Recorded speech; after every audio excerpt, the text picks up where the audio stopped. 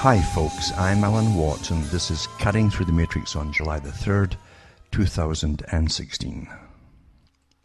Reality is never what it is made out to be, is it? It never is. Those who make it out to be reality are the ones who bombard you daily as to what you're supposed to believe, you see. And of course you're trained from birth to be trusting. You can't live in a paranoid society if you're paranoid at birth about everything around you, because after all, you'd turn so far inward, you would destroy yourself. So naturally, in any natural system, from the smallest tribe anywhere on the planet that's ever existed, you'd have to have a natural trust in those around you that initially take care of you, and then you help take care of them. That's how it really works. But in today's society, with incredible knowledge from the past too, from studying empires and people, how they led nations and dominated nations and other nations too with empires, they knew that in time, which they've had plenty of time to do, they could study the human mind perfectly. And today has never been a time when so much of your tax money has gone in to study you see, how you operate and how to manipulate you without you ever realizing that you're being manipulated. And that's how tough it is today. Long ago, in fact, we know from little bits that crept out from the big globalists of the time, or the propagandists for the globalists at the time, like H.G. Wells and The Open Secret, things like that, non-fictional works, that they would be able to manipulate so many people, and that the plan that they had for the world could never fail. The vast majority of the public, they realized, didn't have a mind of their own. It was their training, their indoctrination, their education that gave them what they thought was reality. And so a different reality, of course, and it was very evident in, say, the 19th century. It's very, very evident in countries like Britain with the class system that a different reality was given to the working class, and another one for the middle class, who had a little bit of, they wanted to be like the upper class, but they could never get up there because they were frowned upon by the ones who basically used them at the top. So it's quite interesting that so many works were done, even much, much earlier, in fact, on how this class structure worked, how it maintained itself, and of course with lots of works on the value of even basic education. Education doesn't mean you're being taught truth or reality. You're being given an indoctrination, that's another word for it. An indoctrination that's authorized by those who already own your country, and own you, technically speaking, too. It's also old hat that if you're brought up in a TV era, you're far more easily controlled than in previous times. And even in the days of radio, before TV, you were far more easily controlled. Because if you can use more senses, natural senses that you would use in face-to-face conversations with people, the more senses you can bring into play, then the more real it must seem to be, as opposed to reading articles in newspapers, you see. And newspapers too, even they flourished from early times with drawings of events, and then in came the camera. And they found ways to put the photograph on paper, more realistic, and even that had more import as well, you might say, because the whole idea is to get an impression across to people. If you study newspapers, for instance, you'll often see that the headline that portrays something is totally different from the story concerning the headline. And again, even more totally different from the photograph splashed on the page. You can have totally different meanings depending on what part catches your eye. If you go on to the next part, which is the writing after the photograph, or not, things like that. And this is all done in a psychological fashion. Because it's awfully important that you believe what they want you to believe, not what actually happens or what's being said, but what they want you to believe. That's what's important. Always, you see. Now, I've given out so many PDFs over years and names of books and so on, so much so, in the thousands of broadcasts up there, that there are people who've made their living writing books on the stuff I've given out, in fact. So, remember, you can find so much at cuttingthroughthematrix.com through the archives to do with some of the topics I mentioned, because everything I've mentioned in the past relates also to the present, always the same. When amazing revelations come out, where it's in H.G. Wells's day or the present, to do with the near future, even the distant future, you can take it to the bank. And it's only bank that doesn't fail. Mind you, no bank really fails at the top because they're all owned by the same little clique. But you'll find that they do tell you what they're going to do with you. And they can be awfully arrogant about it at times too, including those in academia that work for the big bosses of the planet, who again are awfully snobbish in a sense, the way they carry themselves around and the noses in the air. I'm so clever that I can't talk to you down there, you see. Because they think they're too in the know, even though they themselves, as Julian Huxley said at UNESCO, and I read the speech on there that he gave, he said that there are many helping us getting into this whole global society where all structured systems will be enforced by force, would you think, and total control of everything will be Sovietized and beyond the Sovietized type of system, you see. Where you're bred for your station in life, the kind of Brave New World scenario mixed initially with the George Orwell 1984 scenario. They both coexist at one time until their main goal, which is to basically, which is easily done actually today in the West, no doubt about it, the West before any other place, because they had more work done upon it, on the brains of the folk. They can certainly bring in a system where you won't have children at all. Most of them don't want them anyway, and except the newcomers, they have them. But the other ones were awfully good citizens. They didn't have the children. They went after the commercial stuff, the materialistic stuff, as Charles Galton Darwin advocated, and they end up, just having pets and things like that. That's how the West has gone. So they were awfully good citizens. They brought the population down, and now they bring in other people who will have children in order to pay off the national debt. That's the excuse we're given, which is nonsense.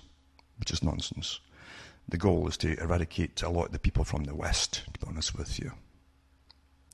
And they themselves, they were given the blame. All those who participated and joined the military or were called up or go to prison in major world wars, all those, they're blamed by the people who helped bring the wars about, actually, and benefit off them too, and who bring in your globalist society. They blame the ordinary folk for going into the military, even though they could be put in prison or even shot at times for not doing what they were ordered to do by their nations. They blame the people of the West for the big world wars, the worst kind of wars we've ever had, because of the technology involved, the massive death rates, etc. It really is pretty awful, isn't it? You can't deny it. It's terrible. But it's these same people who are unfortunately so easily brainwashed in the West, and do join up. We breed generations of folk who have no work, and the whole thing awfully well worked out, this whole structurized system, and they go off and join the military to be somebody, because they're nobody at the present, you see. It's generally lower class, and they go off and fight the rest of the wars to bring the world under one system, as they themselves are basically dying off back home. So that's literally, and it's not my idea of it. It's not my opinion of it. It's what the big boys basically planned a long time ago, and they talked about it in their big books, you see. So there's no real speculation involved. It's the open secret, as H.G. Wells called it. Now, H.G. Wells, he hated the working classes because he was petrified of becoming one himself. That's why he hated them. It terrified him. He was brought up, you see, as the son of a housekeeper in a big plush house in London. And he had a lot of protection. He was given a good schooling to an extent by the people, the patrons of the mother. And she was literally the housekeeper. She was maybe in charge of the house. I don't really know if she was a maid or what.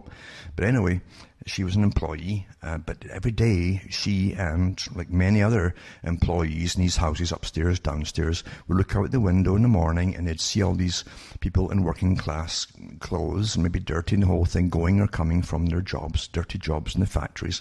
And it scared the dickens out of them in case, you see, they might end up there themselves one day. Even now, those people who are going to the factories might be technically, in some ways, a little better off financially. Not much. Those who worked in the houses, they certainly didn't have the hygienic conditions because they're all crammed into these overcrowded inner cities where the factories were all put up, in fact. And anyways, I said that I've done so many talks, I could go on and on about that alone, how they even got the workers off the land into the cities, and that was all structured and passed by law to dump foreign food and so on across Britain at dirt cheap prices for so many years until there was nobody left in basically to have farms, and they came in to work the big factories that were set up. It was the Lord Rothschild, who put the law forward, called the Corn Laws, and basically that allowed the foreign imports to be dumped there at dirt cheap prices. He made sure that happened because he undercut everybody. He bought it all in bulk, undercut basically the nation, and these folk and their families had to move into these disgusting conditions as they died off, because they didn't last that long, working 12 to 16-hour days. Generally it was 16-hour days. And that's how the system has worked, you see. It's always planned that way and coerced that way. So much so, in fact, that when World War I broke out and then II, the rationing was so severe in Britain. I mean, they had a lot of folk dying of literally malnutrition. That's all kept quiet even to this day. With the heavy rationing they had, because there was so few people, so few farmers left. That's a fact, folks, that most folk don't understand. And most of their food was imported from abroad. So when the embargo went on Britain, but with the basically Germany putting submarines around the coast and sinking ships that were bringing in grains and food and meat, in fact, and canned meat and all the rest of it, fruit, etc., into Britain, it got really bad for those still living in Britain. But it doesn't matter that the folk in Britain were put down as bad as the Germans by another group, of course, that ran a lot of the things that were going on. And they wanted them eliminated because when they did go to war, they would be utterly ruthless. They would fight the wars. They'd keep joining up as they died off. More and more would join up until they won the wars, and therefore they had to be eradicated. That's basically it. And the rest of it you can find out for yourselves if you dare. But anyways, I say H.G. Wells said that the open conspiracy, that everything's out in the open. It's just that most folk won't find them because the major media, which he helped, on occasion, was in total control even then of the thoughts that you would have as an ordinary citizen, you see. And that's how it really worked. Those who worked for governments, and there was lots of civil servants in Britain at that time, and they had the old remnants of the empire too, and so you had stacks and stacks of civil servants and foreign divisions and domestic divisions, but they all knew what was going on, and what was going on was never what the media reported to the general public, and nothing's changed to this day, except that Britain doesn't have so many civil servants as they used to have. They're getting up there again, mind you, with the globalization, etc., and they have been for a long time, because the group that wanted globalization in the first place, total domination, already owned Britain at that time. And since Britain had their empire, then Britain would be used primarily to bring this empire about, Eventually it was handed off to the US, and that's why they allow Britain at the moment to go through this kind of fake exit thing, because it sounds wonderful, but they won't just hand it over to them, as you well know. They say it's so intricate and so heavily involved, yada, yada, yada, and so many treaties, etc., that it would take years to undo it all.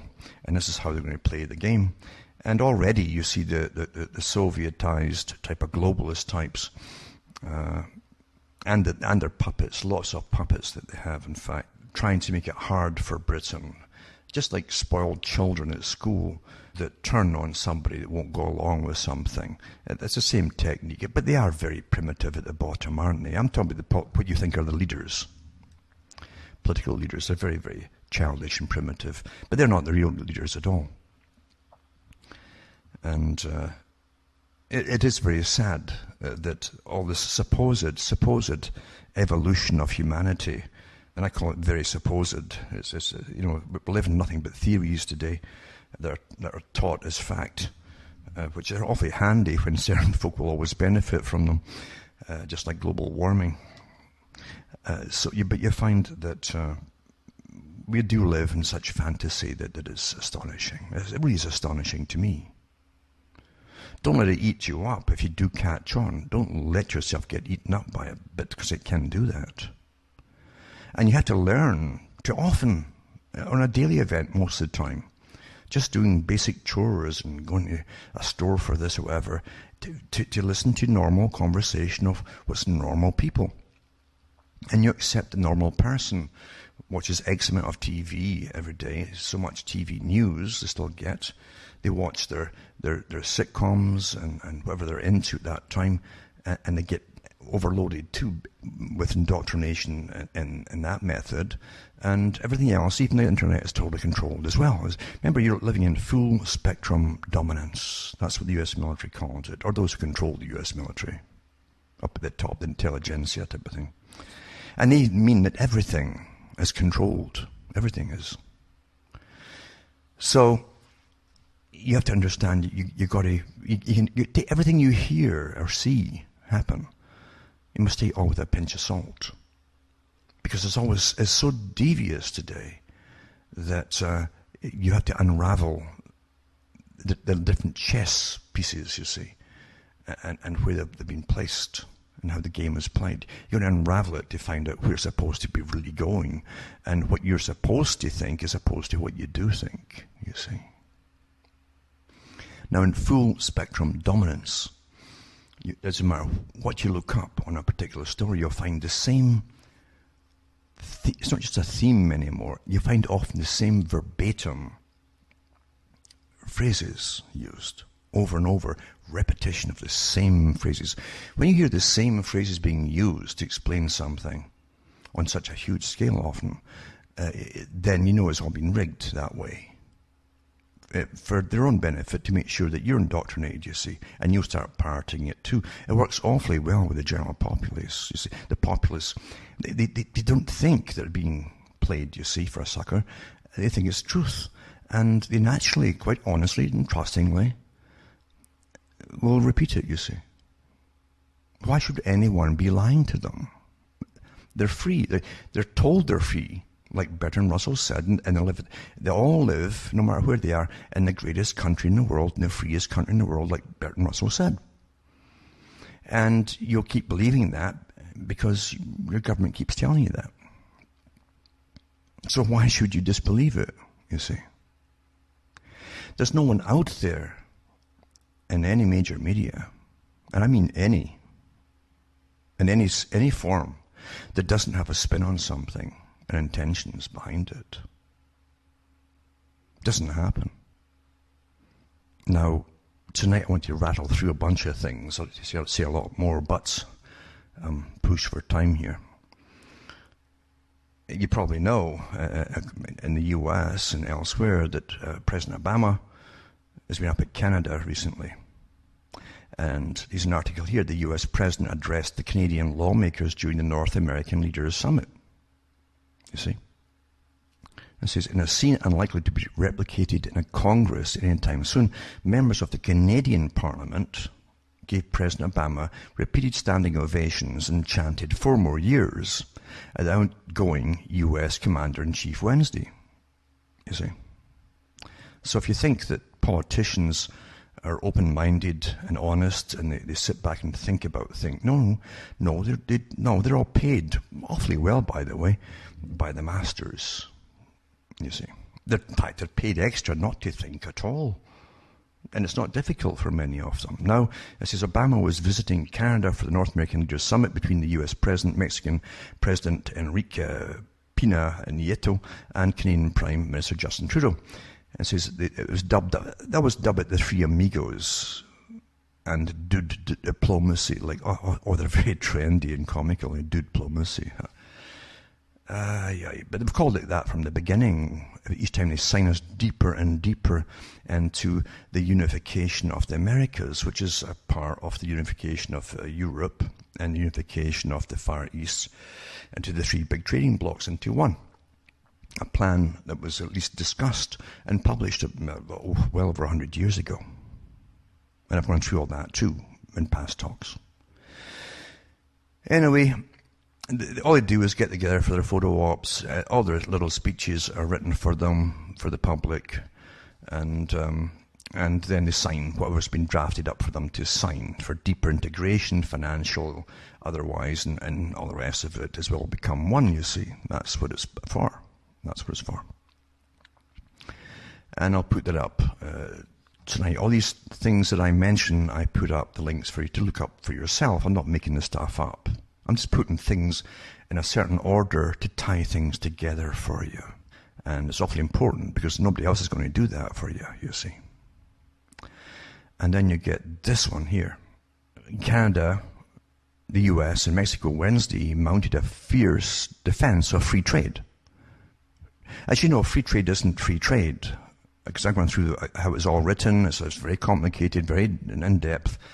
Free trade, whether it was the European Union or anywhere else, it's all the same group who drafted all up for them, you see. One group drafts the whole planet up right at the moment. And it's the same group who created the Bank for National Settlements, the big one, you see, the big boys, and the IMF, they own that too. These are all private corporations which they own. And they own the UN, by the way, as well. Anyway, so the defense of free trade, that means that the so-called richer countries pay the other countries to develop. Your tax money flows their way. You must import anything that the tax money builds in the other countries, these countries, you see. So in other words, you get free money going out, your money going out for the big international corporations, often which are based around the world, to put another factory or whatever it is in this country's, in this nation. And again, they've got free labor. It's a good deal for them. So they get a factory built for them, they get free labor, and then they're allowed to make stuff and then import into your country with no taxes at all. That's free trade. You simply buy their stuff, you sell nothing to them because you don't make anything anymore, and your money flows towards them all the time. That's what it's all about, folks. That's how it works. It's very simple. There's nothing complicated about it. See? And every politician is well aware of what I'm talking about, you see. Your factories all went to China. It was planned that way. You paid for them moving to China and any losses the corporations said they might incur on the way and setting up in China. And even for years, maybe for 15 years, you'd still pay for them for any losses they think they might have incurred as they built up their name again. That was free trade. And you're left with nothing back home except what they call a service economy. You service things that are imported when they bust down, generally by taking them to the dump since you can't repair them.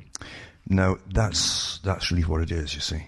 So they might have fierce defense of free trade, vowing to deepen economic ties. That means if one goes down, one nation, you're all tied together to bail them out, the same as Europe, you see. That's why Britain ended up pulling out. And I'll tell you, it was mainly the working folk in Britain because they've been literally despised by the global leaders and tossed to the side and tossed on the economic rubbish bin, or the trash bin, basically. They've been put in the trash mountain. That's literally And so they voted to get out of Europe. They're sick of having their money flow into other countries for bailouts, bail-ins, bailouts, etc., etc., etc. This is a global, I'm telling you, this is not something you have much of a say in, because if you had the ability and the power to pull out of these agreements, and you're not part of the clique that's playing the public in some drama, some TV drama, these characters would have no problem whatsoever in shutting you up permanently. When 100-odd years and generations of a clique have planned this, do you think they're going to allow you to pull out? Huh? They used world wars in their own writings. They used world wars.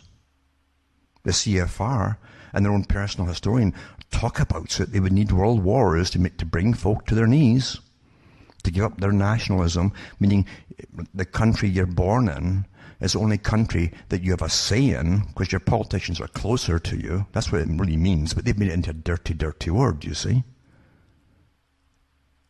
You see? And so you're not going to go back to that. There's no way you're going to go back to that. You see? No way. Because they want a totally planned system, a totally planned world economy, and the true division of labor. At birth, before birth, it'll be all planned. We need you, we don't need you. And if we need you, we're going to alter you so you don't complain too much. It's easy to do if we drop your IQ quite a few points. I'm not kidding. That's Brave New World. So anyway, I'll put these, again, your brainwashing up for you to, and just pick it apart. Let's start picking it apart. I'm not going to spend all night picking it apart. It would take way too long. But let you think for yourselves. And then, again, another one on climate deal caps, North American Leaders Summit. So again, the big ruse, which is climate change, man-made climate change, and they're called anthropological, you see. You don't want to call it just man-made, it's all sexist, isn't it? So it's man-made anyway, regardless they're claiming. And technically it is, although I guess it is by man and woman, because I guess if they've got pilots up there spraying the skies, there's probably women up there too, you see. We have equal opportunity murderers working for governments, you know. Yep. That's how fair we can be. But anyway, a climate deal caps North American Leaders Summit.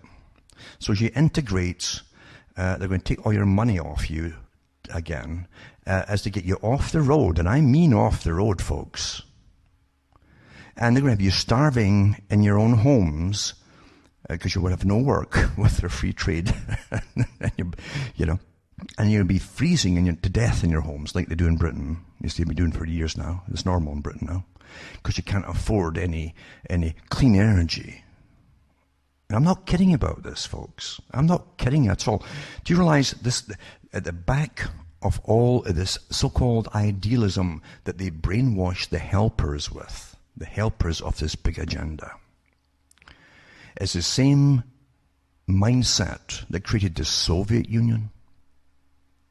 For the Soviet, if it had supposedly, through all their scientific indoctrination system, they would simply evolve. The people would evolve by getting education. They really believed they'd evolve.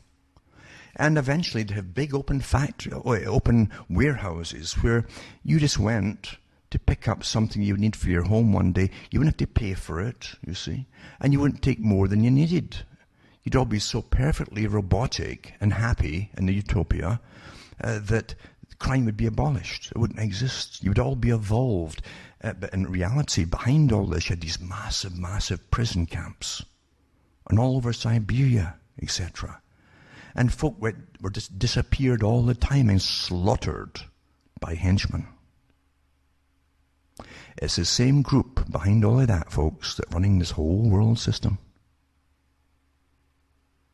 Utopias are horror shows. Always have been, always will. And when a square peg can't fit in a round hole, believe you me, they will smash it to pieces before, and they'll never admit they're wrong. Never. When it doesn't work, they'll never admit they're wrong. You're facing the greatest fanaticism this planet has ever seen on the scale that has seen anything ever before.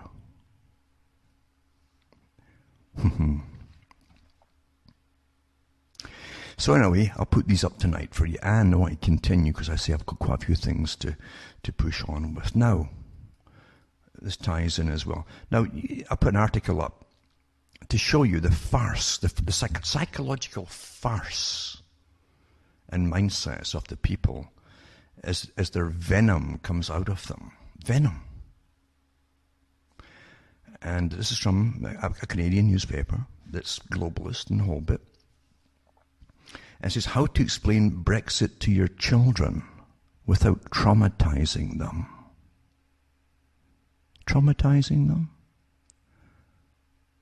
And I'm telling you, this stuff's pretty well pornographic as well. You wouldn't talk to your children like this. I would start. I'll put the link up and let you read it for yourselves. But it gives you an insight into the venomous people who write these articles. They're supposed to be responsible for the thoughts you'll have in your mind.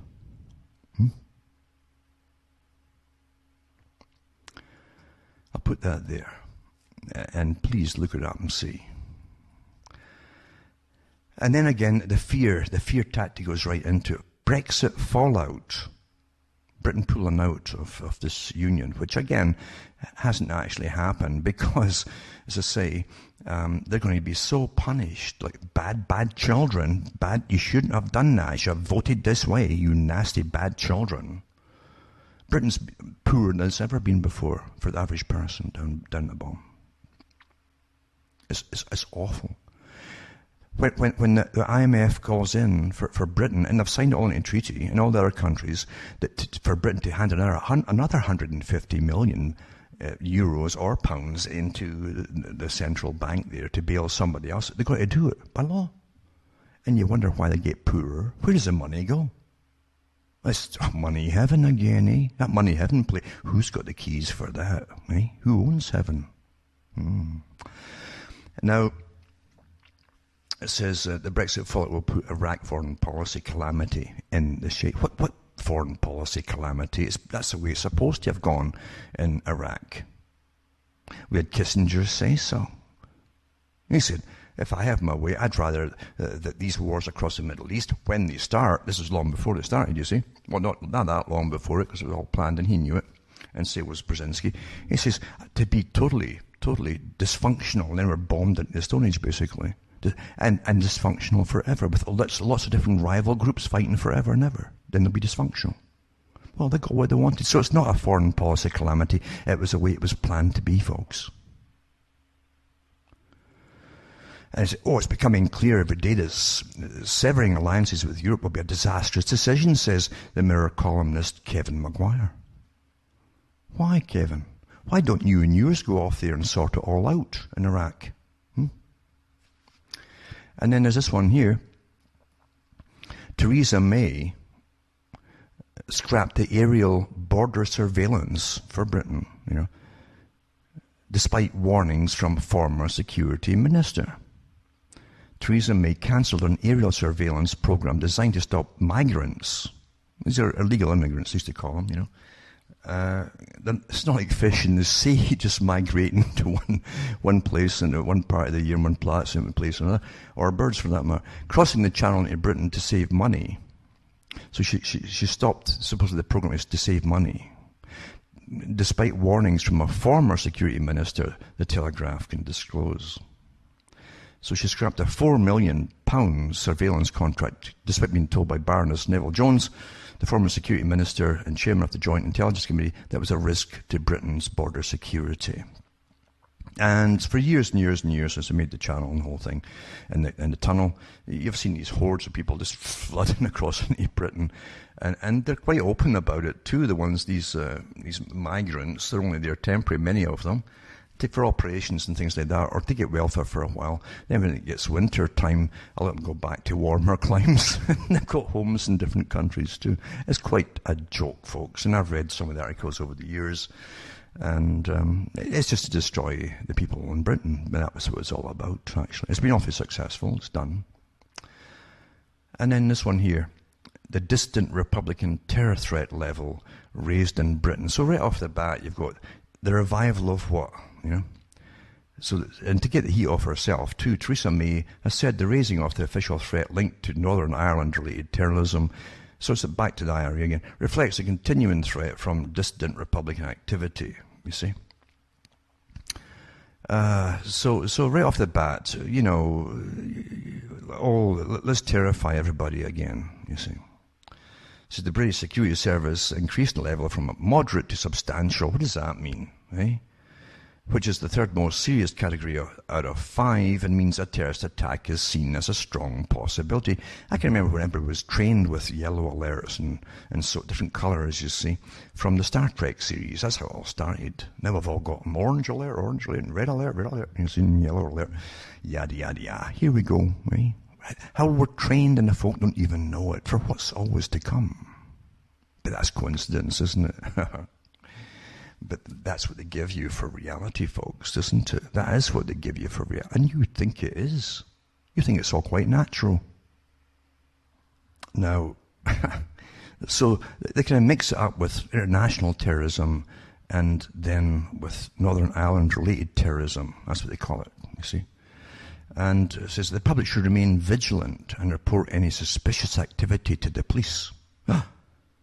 Now, for years and years and years, I'm talking about a lot, a good chunk of my life, we've watched, since Britain really got submerged into this European conglomerate thing, and the tunnel was owned, and we saw nothing but thousands of people on some days flooding into Britain through the Channel and tunnel and so on, and through different ways, and vehicles, trains, you name it.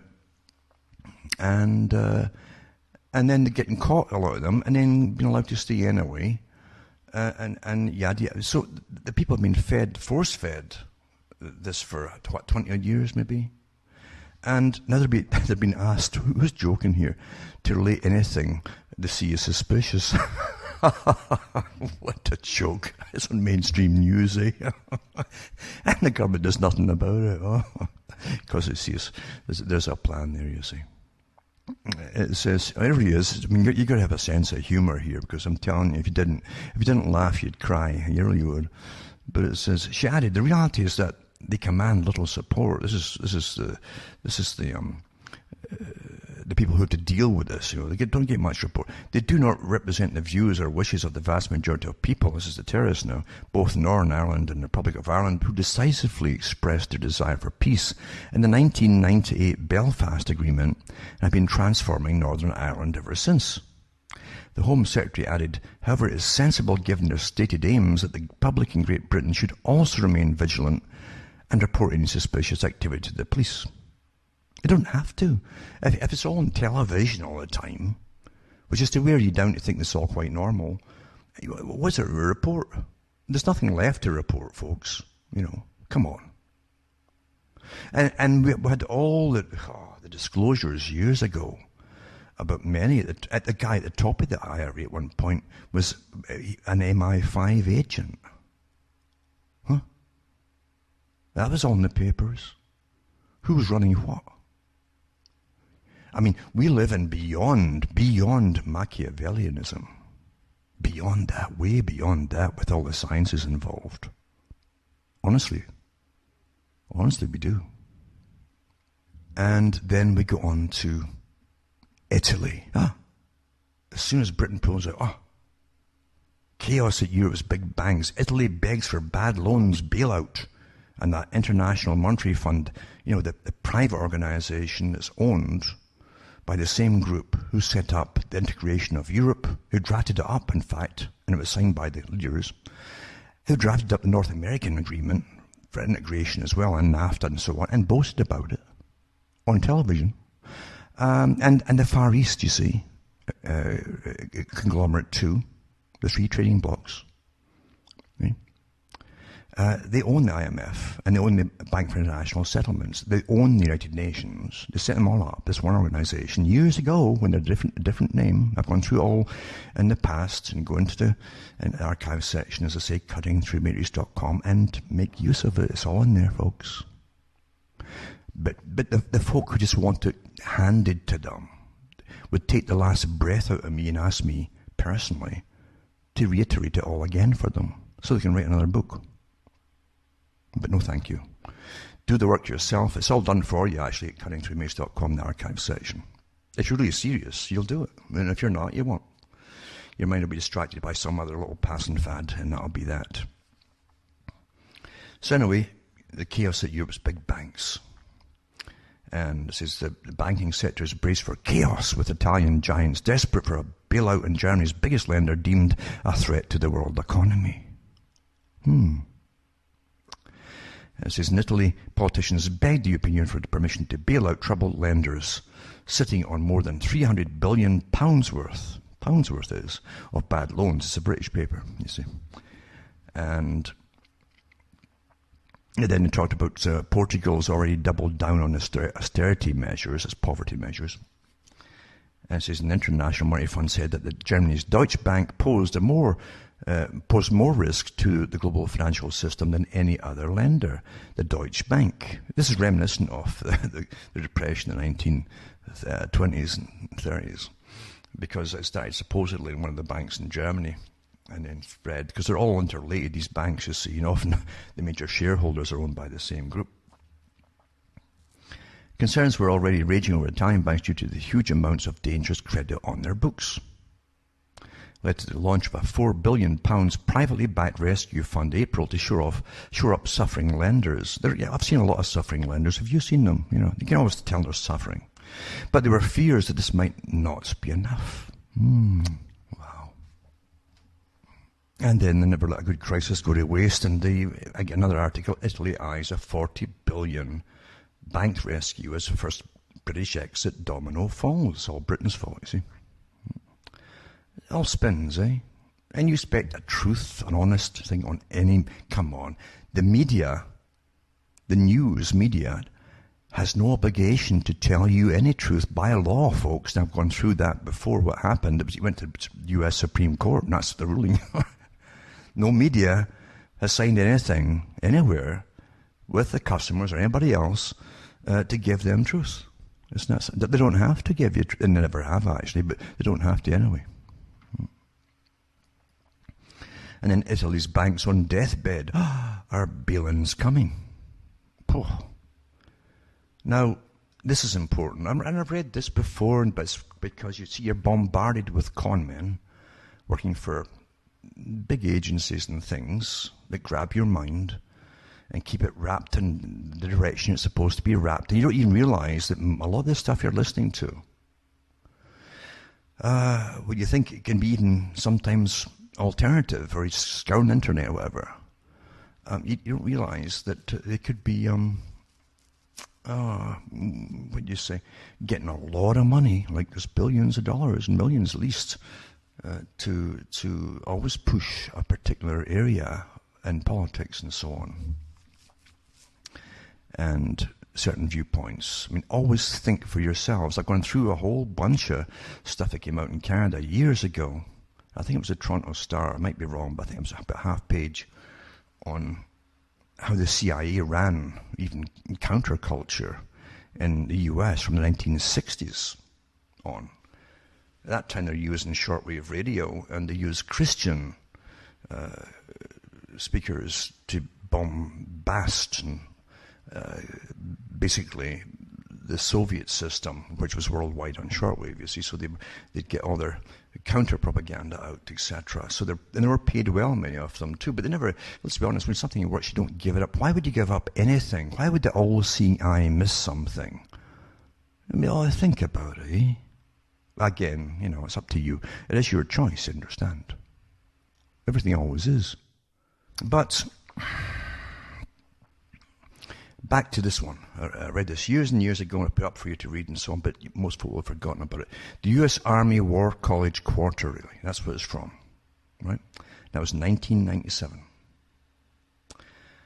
and it's called Constant Conflict. Right? Before 2001 crept along, before the whole agenda that was pre-planned in the 90s, at least in the 90s, but published in the 90s, of the countries that wanted to take out across the Middle East. At this private little club, using US military and taxpayer money to do it.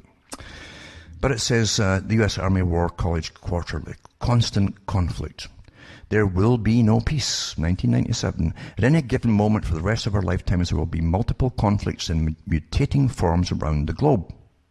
Violent conflict will dominate the headlines, but cultural and economic struggles will be steadier and ultimately more decisive. The de facto role of the US armed forces will be to keep the world safe for our economy and open to our cultural assault. Our cultural assault. Think about that. To those ends, we will do a fair amount of killing. This is the military, Army, War, College Quarterly. This is by intelligence agent, you see. We have entered an age of constant conflict. Information is at once our core commodity and the most destabilizing factor of our time. Until now, history has been a quest to acquire information. Today, the challenge lies in managing information. Managing it, you see. Those of us who can sort, digest, synthesize, and apply knowledge soar professionally, financially, politically, militarily, and socially. We, the winners, are a minority. For the world masses devastated by information they cannot manage or effectively interpret. Life is nasty, brutish, and short-circuited, as memory will be too. The general pace of change is overwhelming, and information is both the motor and signifier of change. Those humans in every country and region who cannot understand the new world or who cannot profit from its uncertainties, cannot profit from its uncertainties, or who cannot reconcile themselves to its dynamics, will become, every little phrase here is actually a huge lecture that they're giving themselves in intelligence, by the way, will become the violent enemies of their inadequate governments, of the more fortunate neighbors, and ultimately of the United States. We are entering a new American century. Does that sound familiar? In which we will become still wealthier. Now think about it. A new American century. Think about the term. Now remember too that I gave lots of talks about the PNAC group, as they call themselves, the Project for a New American Century. Private group that eventually put their own boy in to run the US, eventually. But a private group who also talked about the countries that were going to take out across the Middle East. That's it again, you see. Using the American military and the tax money from the taxpayers to fund it all. And they did it in collaboration too with others as well, even outside the US, as you well know. But so here they are saying that, here's a military guy saying this before the military really had a clue themselves in 1997. So it was already planned to use the US battering ram by this private group, you see. Now entering a new American century in which we will become, remember the terminology is not a mistake here, still wealthier, culturally more lethal, which culture are they talking about? And increasingly powerful. We will incite hatreds without precedent. We live in an age of multiple truths. Now there you go. He who warns of the clash of civilizations is incontestably right. You see? Simultaneously, we shall see higher levels of constructive trafficking between civilizations than ever before. The future is bright and it's also very dark. More men and women will enjoy health and prosperity than ever before. See, they don't say within the US, you see. Yet more will live in poverty or tumult, if only because of the ferocity of demographics. There will be more democracy. This is a term, democracy, remember? That deft, liberal form of imperialism. This is from the US military, from their intelligence. And greater popular refusal of democracy. One of the defining bifurcations of the future will be the conflict between information masters and information victims. Now, for those who've been following me for a long time, they'll know of other articles, big ones, from big organizations that use the same terminology. That is not a coincidence. In the past, information empowerment was largely a matter of insider and outsider as elementary, as a division of society into the literate and illiterate. While superior information, often embodied in military technology, killed throughout history, its effects tend to be politically decisive but not personally intrusive. Once the raping and pillaging were done, technology was more apt to batter down the city gates than to change the nature of the city. The rise of modern West broke the pattern, whether speaking of the dispossessions and dislocations caused in Europe through the introduction of machine-driven production, or elsewhere by the great age of European imperialism. An explosion of disorienting information intruded even further into Brodel's structures of everyday life. Historically, ignorance was bliss. Today, ignorance is no longer possible, only error. Now, the whole idea is planned error, you see, and they don't say that part, but I'm just pulling it in for you to understand. Now, think very carefully as I'm speaking here for yourselves. Think for yourselves and try and remember this. Try and remember it. The contemporary expansion of available information is immeasurable, uncontainable, and destructive to individuals and entire cultures, unable to master it. The radical fundamentalists, now listen to this, the bomber in Jerusalem or Oklahoma City, the moral terrorist on the right, or the dictatorial multiculturalist on the left, are all brothers and sisters, all threatened by change, terrified of the future, and alienated by information they cannot reconcile with their lives or ambitions. So in other words, there's a group here telling you what's going to happen, and telling you too that this, a stage below the masters of the different groups, you see, are the ordinary ones who get all worked up about it and they pick sides. And regardless of their stance, whether they think they're right-wing or left-wing or the dictatorial multiculturalist, they're all brothers and sisters in so much. What they mean by that is that they're all threatened by change and terror of the future. But they're telling you too that this is planned. Well, who planned? Who is this guy working for? This intelligence guy in the military. Their fear is volatile. I think it was Karl Rove that said that. I broke the story years ago, and it's been parroted ever since. But he talked about the media, the media all coming to hear what the politicians were saying after a big meeting. He says, we create reality, and when we speak it, basically, you'll follow that story and you'll just repeat it, and then we'll change the reality again, and you'll repeat that too, and that's just the way it'll keep being. We'll keep doing it. That's how it is, folks. You see, that's how it is, right?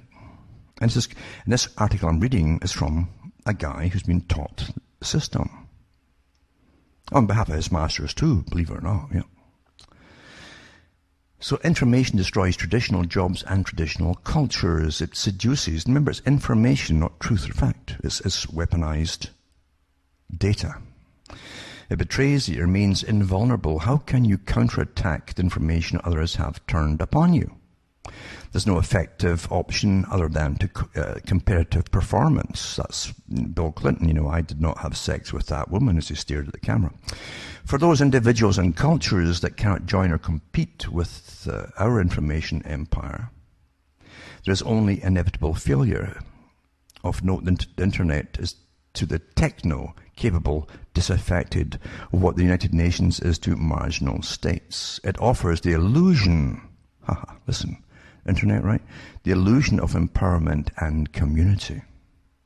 The attempt of the Iranian mullahs to secede from modernity has failed, although a turbaned corpse still stumbles about the neighborhood, and information from the internet to rock videos will not be contained. And fundamentalism cannot control its children. Our victims volunteer. Right? Our victims volunteer. You must volunteer. I've told you before, the con man counts on the fact that his victim is going to help and be part of his own doom. You've got to volunteer and be part of it yourself. You consent to it. These non-competitive cultures, such as of the Arabo-Persian Islam, so they've already planned the whole wars across the Middle East beforehand, I've told you before, or the rejectionist segment of our own population are enraged. Their cultures are under assault. Their cherished values have proven dysfunctional, and the successful move on without them. The laid-off blue-collar worker in America and the Taliban militiamen in Afghanistan are brothers in suffering. This guy ain't worried, you see. He's in America writing about it, writing for the establishment that controls America, but he's not weeping either about the blue-collar worker losing his job. What a boast, this whole article. This is just the start of it. I'm going to read more of it to you next week. We'll see who else grabs it in the meantime. But anyway, that's only part of where I'm going with all this stuff. My message is for you to, I've always said it, haven't I? Don't follow me. I just dish out the information that they put out at the top, which is more revealing about their plans as they boast about it than the news coverage that they're going to give you to reinforce their plan and on your mind. I've always told you to think for yourselves. Always think for yourselves. You'll be lonely. You will be lonely. And you have to learn to act once in a while. Learn what the local sports teams are, who's playing. Don't need to know about anybody, even the games. Just say, how about them so-and-sos, eh? Yeah. Oh, yeah. No, they're going to whip so-and-so good, And you'll be accepted. That's all it takes, you see. And you're going to be like Winston, stumbling through life with his deadpan expression sometimes. Because honestly, knowing the truth, never mind saying it, could be dangerous to your health. When such big stakes are there. When folk can plan the slaughter of millions of people using your tax money and your weaponry and your militaries. Millions of people planning it in advance. And you think they're going to allow you to, I live in a democracy, I'm going to have my say. Oh, yeah. Sad, isn't it? Now, I'm just going to tell you, I'm still battling for my own health, and doing what I can at the moment. And at least I found out that certainly my immune system was racked when back in the 90s, late 90s, I had an attack of, it was a spinal problem, and they gave me big doses of cortisone, which stopped my immune system dead. It was on it for months at the time. And that allowed this darn thing to creep in. However, it can be cleared up if I can get the meds for it. And the flu simply brought it to the surface. Anyway, from Hamish, who's still just about kicking, just about like me. Just, as I say, just kicking. It's good night. May your God, your gods go with you.